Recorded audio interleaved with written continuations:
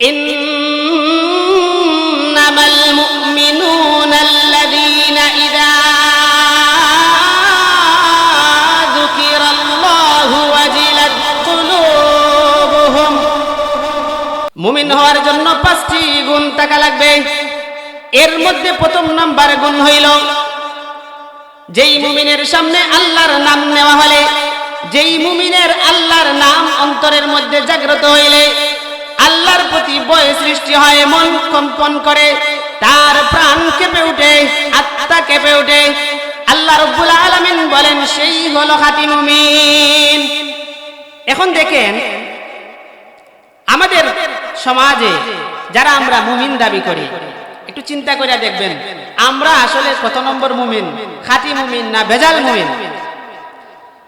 যে আমরা যখন হারাম কাজে লিপ্ত হই, তখন মানুষ যদি বারবার আল্লাহর নাম স্মরণ করাইয়া দেয়, আমাদের মন একটুও কাঁপে না, গুনাহ থেকে আমরা বাঁচতে চাই না।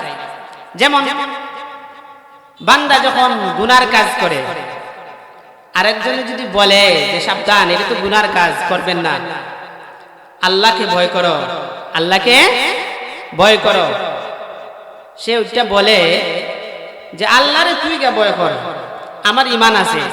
গুনাহ করলে কি হবে? আমার ঈমান আছে, আমি মুমিন। নামাজ না পড়লে কি হবে? আমার ঈমান ঠিক আছে। কি বলে? নামাজ না পড়লে কি হবে? আমার ঈমান ঠিক আছে। আর আল্লাহ বলেন গুনার সময় যেই বান্দার আল্লাহর নাম স্মরণ হইলে, আল্লাহর নাম স্মরণ করাইয়া দিলে অন্তরটা কেঁপে উঠে আর গুনাহ ছাড়িয়া ফালায়, আল্লাহ বলেন সেই হলো খাঁটি মুমিন। সুবহানাল্লাহ, সেই হলো কি মুমিন? খাঁটি মুমিন। আমরা তো দেখি সারাদিন যদি ওয়াজ করেও যদি বেড়ায়, সারাদিন মোবাইলের মধ্যে হেডফোন লাগায় যদি ওয়াজ শুনে, আল্লাহর কথা শুনতেছে, প্রতি জুমায় মসজিদের মধ্যে হারাম হালালের কথা শুনতেছে, কিন্তু এত কিছুর পরেও বান্দা হারাম খাইতেছে, সুদ খাইতেছে। খায় না? খায় না? এই মুমিন বান্দাকে যখন বলা হয় যে সাবধান, তুমি সুদ খাইও না, কারণ সুদ এমন একটা বড় গুনাহ, এমন একটা বড় গুনাহ। আল্লাহর রাসূল বলেন সুদ যে ভক্ষণ করে, যে সুদ খায়, সুদ দেয়, সুদের নামে সাক্ষী থাকে, আল্লাহর রাসূল বলেন এর 70টা গুনাহ আছে। কয়টা গুনাহ? সুদের 70টা গুনাহ। এর মধ্যে সর্বনিম্ন গুনাহ হচ্ছে আপন মায়ের সাথে জিনা করা। নাউজুবিল্লাহ। সুদ যে খায়, যে দেয়, এই সুদের গুনাহ কয়টা গুনাহ? 70টা গুনাহ। আর সবচেয়ে ছোট গুনাহ কোনটা? হয় না? সবচেয়ে ছোট গুনাহ কোনটা? আপন মায়ের সাথে জিনা করা। নাউজুবিল্লাহ। আর সবচেয়ে বড় গুনাহ কোনটা? সবচেয়ে বড় গুনাহ হইল স্বয়ং আল্লাহ রাব্বুল আলামিনের সাথে যুদ্ধ ঘোষণা করা। বুঝলেন নি কথা? এই বান্দার সামনে যদি বলা হয় যে সাবধান, আল্লাহকে ভয় করো, সুদ খাইও না, তো এই ব্যক্তি মুখে যতই মুমিন দাবি করে না কেন, জুমার দিন আসলে মাথায় টুপি লাগাইয়া নামাজের আগের কাতারে যায় না কেন, যদি এই সময় বলা হয় যে সাবধান, আল্লাহকে ভয় করো, সুদ খাইও না, সুদ ভক্ষণ করো না, সুদ কাউকে দিও না, তখন এই ব্যক্তি খালি শুনেই অন্তর আর খাবে না। কি হয় না? অন্তর খাবে নি। যদি সত্যিকারের অর্থে যদি অন্তর খাবতো, আল্লাহর নাম শুনলে অবশ্যই সে সুদ ছাইরা দিত। প্রথম জুমার বয়ানেই সুদটা ছাইরা দিত। তাইলে বোঝা গেল যেই ব্যক্তি আল্লাহর নাম শোনার পরে গুনাহ থেকে বাঁচতে পারে না, সুদ ছাড়তে পারে না, মদ জুয়া ছাড়তে পারে না, যেই ব্যক্তি আল্লাহর নাম বারবার শোনার পরেও, আল্লাহর কথা তার অন্তরে থাকার পরেও যেই ব্যক্তি নাফরমানি ছাড়তে পারে না, কবিরা গুনাহ জিনা ছাড়তে পারে না, এই ব্যক্তি আল্লাহর ভাষায় মুমিন না। কি না? এটা হলো পয়লা নম্বর মুমিনের গুণ, যে মুমিন আল্লাহর নাম শোনার সাথে সাথে তার অন্তর কেঁপে ওঠে। সুবহানাল্লাহ।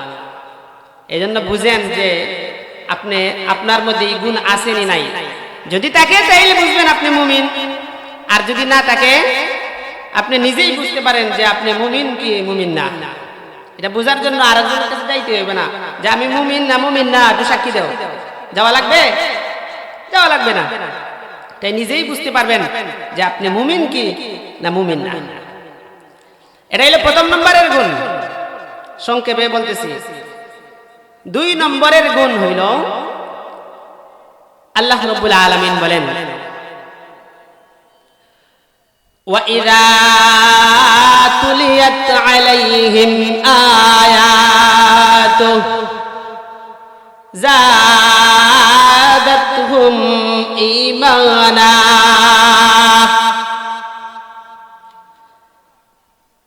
আল্লাহ রাব্বুল আলামিন বলেন মুমিনের 2 নম্বর গুণ হলো যখন মুমিনের সামনে কোরআনে কারীম তেলাওয়াত করা হয়, মুমিন যখন কোরআনে কারীম তেলাওয়াত করে জাদাতহুম ঈমানা, তখন ঈমান বাড়ে। সুবহানাল্লাহ। কোরআন তেলাওয়াত করলে মুমিনের কি হয়? ঈমান বাড়ে না কমে? বাড়ে। এখন আমাদের সমাজে কয়জনে কোরআন তেলাওয়াত করে? আছে তেলাওয়াতকারী? আমরা আগে শুনতাম যে মুরব্বীরা বলতেন আগে সকালবেলা বাইরে হইলে, হাঁটাত বাইরে হইলে ঘর থেকে আওয়াজ আসতো, মহিলাদের কোরআন তেলাওয়াতের আওয়াজ আসতো, অথবা মুরব্বী যারা তাদের কোরআন তেলাওয়াতের আওয়াজ আসতো। ঘরের বারান্দায় বৈশা বৈশা, আগে তো এত চেয়ার টেবিলও ছিল না, এই বারান্দায় ছাটাই বিষয়া কোরআন তেলাওয়াত করতো বালসের মধ্যে রাখিয়া। এটা আপনারা দেখছেন না? মুরব্বী যারা আছেন তো দেখছেন, কিন্তু এখন আছে? এখন নাই। এখন সারা রাত মোবাইল টিপাইতে একবারে ঘুমায় 1টা-2টার দিকে, অথবা কেউ ঘুমায় ফজরের আগে আর উঠে একবারে 10টার সময়। ফজরের নামাজও নাই, কোরআন তেলাওয়াতও নাই। আল্লাহ রাব্বুল আলামিন বলেন মুমিনের 2 নম্বর গুণ হলো কোরআন তেলাওয়াত করলে তাদের ঈমান বাড়ে, আর যাদের ঈমান নাই তাদের অন্তরে আল্লাহ রাব্বুল আলামিন ঈমান পয়দা করে দেন। সুবহানাল্লাহ। 3 নম্বর গুণ আল্লাহ রাব্বুল আলামিন বলেন যারা সর্ব অবস্থায় আল্লাহ রাব্বুল আলামিনের উপর ভরসা রাখে, ওয়া আলা রাব্বিহিম ইয়াতাওয়াক্কালুন। মুমিনের 3 নম্বর গুণ হচ্ছে যারা আল্লাহ রাব্বুল আলামিনের উপর ভরসা রাখে। কার উপর ভরসা রাখে? আল্লাহর উপর ভরসা রাখে। আমরা কি আল্লাহর উপরে ভরসা রাখতে পারি? একটু বিপদে পড়লে পয়লা কয় আল্লাহ বাঁচাও, আল্লাহ মাফ করবো না, আল্লাহ এটা করবো না, সেটা করবো না। যখন বিপদ থেকে আর মুক্তি হইতে পারি না, একটু কঠিন হইয়া যায়, তখন তাড়াতাড়ি দৌড়ে যায় মাজারও। কই যায়? মাজারও বাবার কাছে যাই। কই যায়? মাজারও যাই নাইতে বাড়ির থেকে মানা শুরু করি যে আল্লাহ যদি বিপদ থেকে যদি উদ্ধার হই তাহলে শাহজালাল বাবার মাজারও একটা হাসি লিয়া যাইব, অথবা লাল মুরুগ লিয়া যাইব। এখানে কিটা শারফিনের মাজারও, শারফিনের মাজারও কি লিয়া যাইব? একটা মুরুগ লিয়া যাইব, এনে সিন্নি দিব। এইটা আমরা কি করি?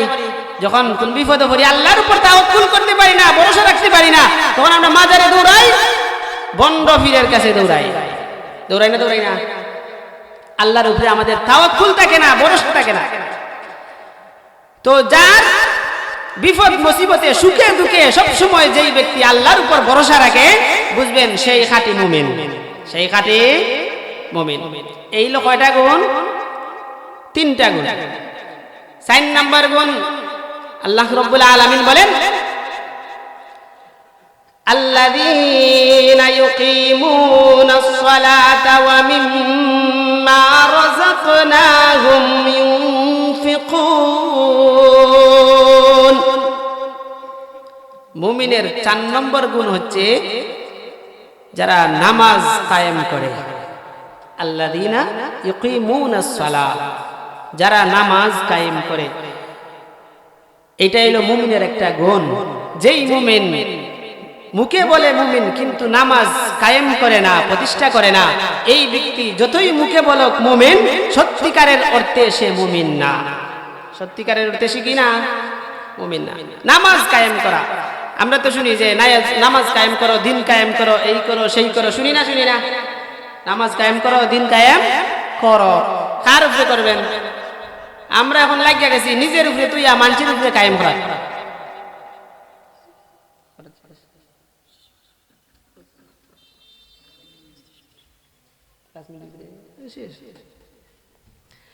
তো বলতেছিলাম আমরা এখন লাগিয়ে গেছি দিন কায়েম করা আর নামাজ কায়েম করা মানুষের উপর, অন্যের উপর, নিজের উপরে না।